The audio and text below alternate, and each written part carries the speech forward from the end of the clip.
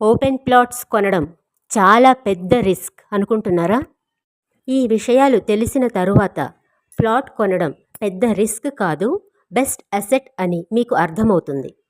Open plots కొనాలి అంటే మోసాలు జరుగుతాయని, డాక్యుమెంట్స్ క్లియర్గా ఉండవని, లొకేషన్ సిటీకి దూరంగా ఉందని చాలామంది భయపడుతూ ఉంటారు.